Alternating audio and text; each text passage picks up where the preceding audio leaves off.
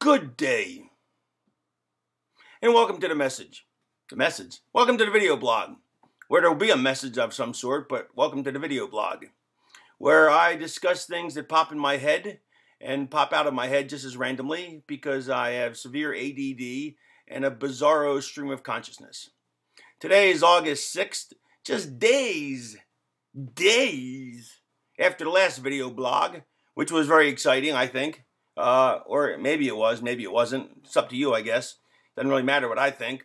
Or maybe it does matter what I think. Anyway, the reason I'm doing this blog so soon is because I've been falling behind in my bloggage. So I figure now I'll catch up in my bloggage. So there. Also, my sister's birthday's in a couple days, and I want to wish her a happy birthday since I'll probably forget to buy her a gift as usual. And this way, at least she knows that I care about her. Happy birthday, sis. I also want to point out that I'll be in Amityville, New York, Saturday, April 16th from 2 to 4 at Blue Planet Entertainment for a personal appearance. So make sure you come to that. And not that I won't be a lot of other places, but it was a special request from Blue Planet Entertainment for me to mention it, so I am. And hopefully there'll be no horrors there in Amityville, because Amityville is known for its horrors. The horrors of Amityville, better known as the Amityville Horrors. Okay. Today I thought I'd do something different, a little different perhaps, because I get requested this all the time. Actually, before I do that, before I do what I'm going to get requested for, I'll tell a quick story. For those who are wondering about the Huck story, who follow me on Twitter, which is @TheRavenEffect, where you must follow me. And if you do follow me, then you should be happy that when I do Twitter, but you should also be happy that I don't overload you with tons of them like relentlessly all day, because that would just drive anybody nuts. What I'd like to do is wait a couple days when I happen to think of it, and then I do a bunch, and then I don't do any until I happen to think of it again, which I did mention on the last video blog, but I'm mentioning it again.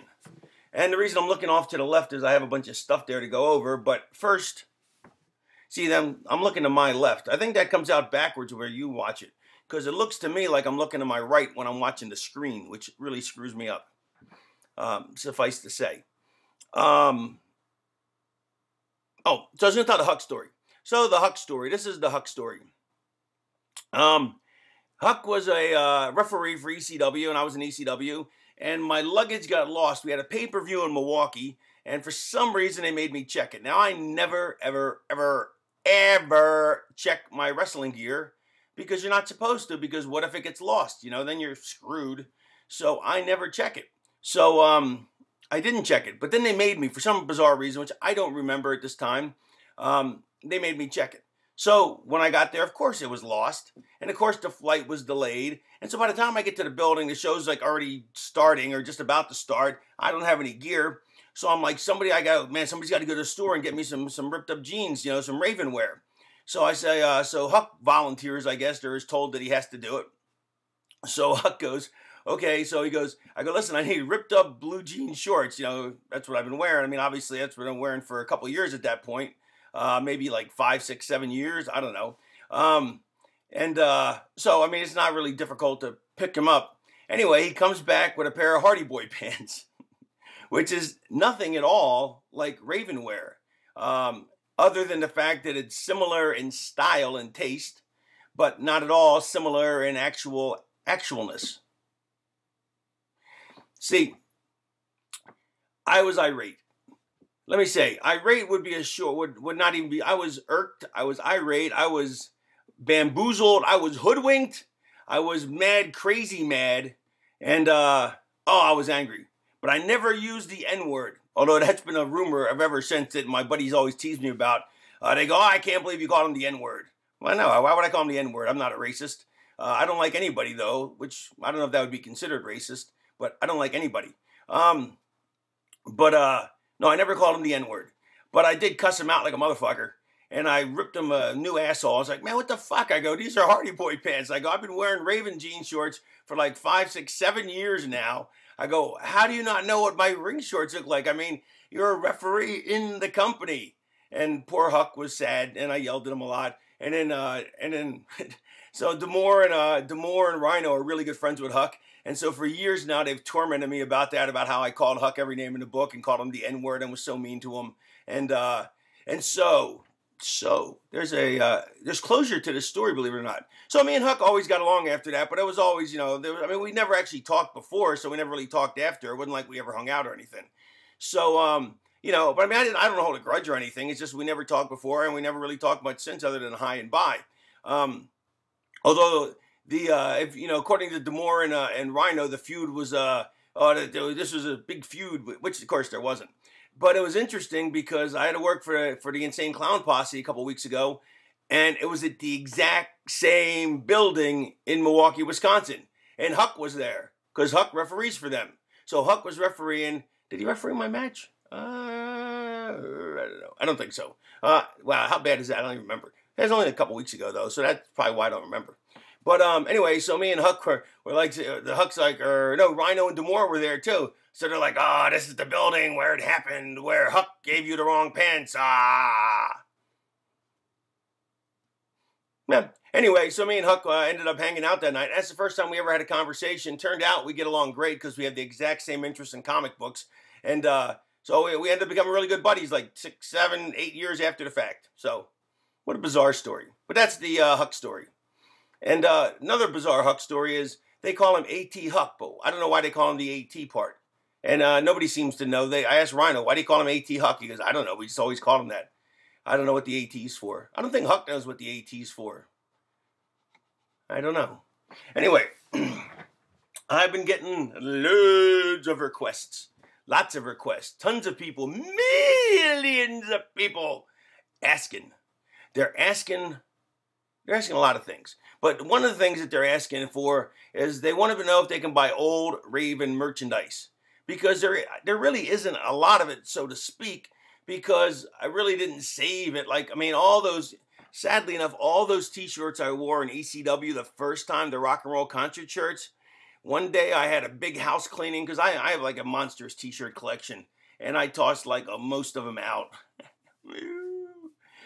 They'd be worth a fortune now. And then also you people would get to have them. And I wear like one pair of jean shorts for like 5 years at a time because they hold up. I mean, not 5 years, but I mean, it's not like I have like 80 pairs of jean shorts and like 60 pairs of boots because my stuff held up. I bought quality stuff, which unfortunately meant there was less stuff to sell to the burgeoning market that became on eBay and so forth, which is whatever.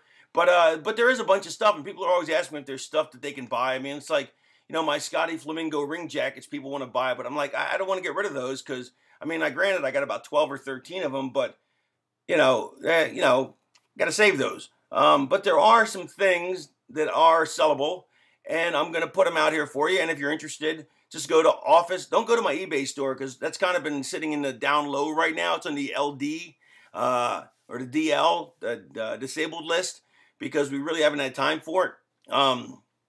So it's been on the disabled list. But if you want to buy any of this stuff I'm going to bring to your attention now, go to Office or email, not D-mail or F-mail, what, wife? I know, shush. Thinks I don't know things. I know, I know plenty of things I know. Don't laugh at me, woman. Anyway, email office@theraveneffect.com. Yes, office@theraveneffect.com. If you want any of these items. If you don't want any of these items, don't even bother.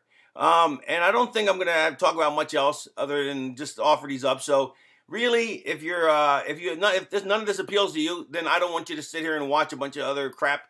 Listen to me for that, waiting for more pearls of wisdom at the end. Although there might be one or two, but if you're not interested, just just turn the thing off now, because I don't want to have to sit through a bunch of shameless pluggery. But I don't feel it's shameless pluggery only in the respect that I've been getting so many requests where people could buy some of my old merchandise. So anyway, so first of all, I do want to point out I have the collector's item of Saturn, WCW Saturn, NWO, whatever. Not that he was in the NWO, but It's the one in with the fetish wear. Apparently, this is extremely valuable on eBay. And but I did want to mention I have that. I have one. Actually, I have one for me that I keep, and I have one for me that I'm going to sell. So that'll be $40 because that's what the value is, I think. And then I got a bunch of ring-worn T-shirts. Man, I got more ring-worn T-shirts than I can count. I still have, but before I get to that, here I have. Well, okay, look, where is it at? Okay, ring-worn T-shirts. Ring-worn T-shirts. I have one of these, which is an actual Raven shirt, that I wore on TV many a time, and it's a 2X. So either if you want to wear it or if you want to put it in your closet. And ring-worn T-shirts go for $50. What's that? Oh, yeah. Well, I mean, unless they're like, not all, as my wife is pointing out, not all the ring-worn shirts are $50, but the ones I'm going to show you today are all $50, I think. Because it's easier than trying to, like, I'd love to be able to just tell you all the ones I got, but I probably got like 200 different T-shirts, and obviously some are worth more than others, like the Sandman ones. But this Juggalo one that I wore, that's actually a little more. That's $75 because it's a Juggalo shirt. The Great Malenko. Nah, you know what? I'll sell that for $50 too. All the shirts I'm going to sell today will be for $50 because that's the way I am. This one's a cool band, Epoxy. That's a cool shirt too. See that? Whoop, that. Then, ooh, I still have one of these.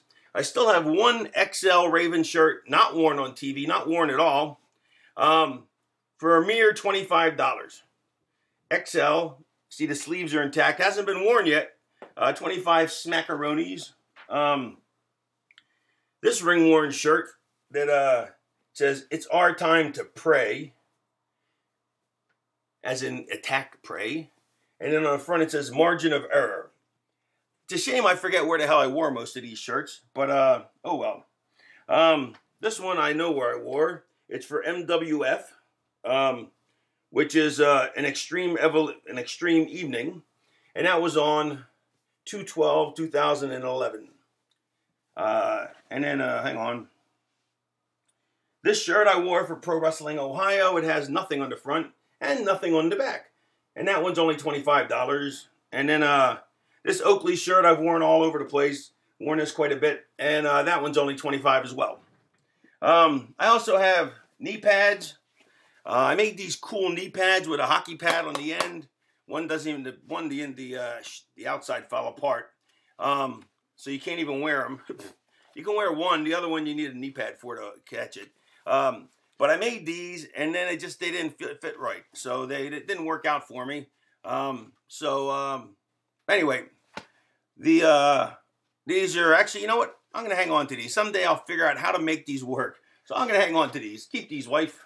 All right. But here I got some elbow pads. And these are old elbow pads. You know how I can tell they're old? Because they have red on the inside. I haven't had ones with red on the inside since, oh, and also they're larges. Like these would never fit me now because I got jacked up monster arms. Or not. These would be like, I don't know, $75. Then I have some Raven ring-worn shorts. No, I'm sorry, Scotty Flamingo ring-worn trunks.